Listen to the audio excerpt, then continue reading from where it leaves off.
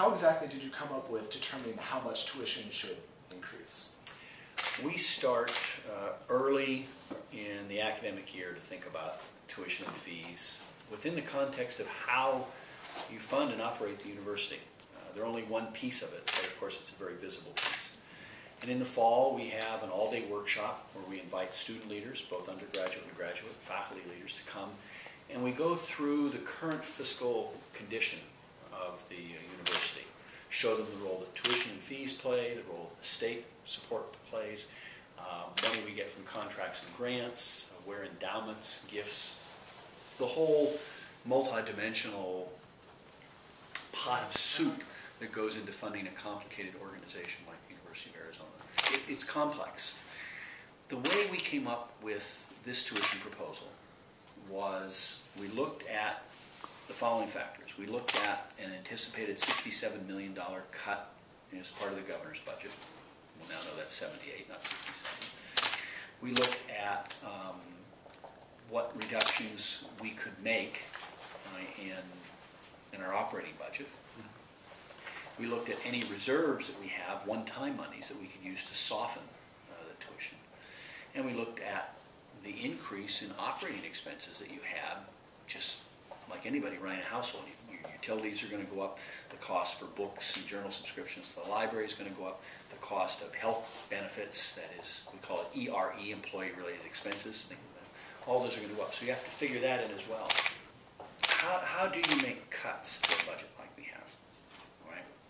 If you look at the past, our budget, our state budget's gone down $100 million from what it was in '08. We've gone from 340 to 440 million in our state budget. The way we've handled that has been twofold. One, we've cut out about $50 million in our operating costs. We've had tuition increases that amounted to about another 30, and then we used some federal funds to plug the gap. But when I say we've cut out 50 million in the past, or we're going to cut out another 39 million, what does that mean? It means people.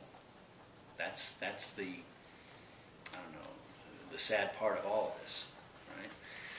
We talk about efficiencies, we talk about consolidations, right? Taking 4 colleges into one, taking multiple departments into schools, School of Mind, Brain, and Behavior, School of Engineering and Environmental Sciences, all of these different schools that reduce the amount of administrative overhead you need, but that's people. So we now have about 600 fewer, a little over 600 fewer people employed now than we did, staff, than we did before all these cuts came about. And we will probably lose more positions due to the 39 million.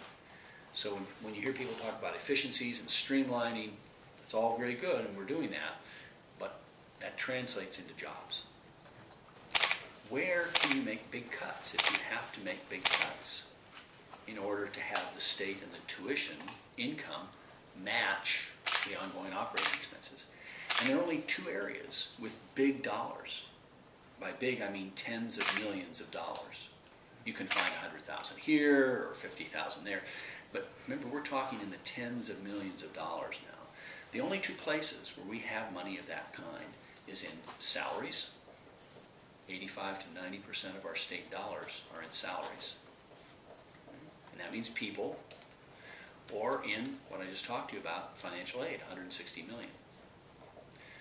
So if you reduce the tuition income or the state income even more than the 78 million, the only 2 places to go are those 2.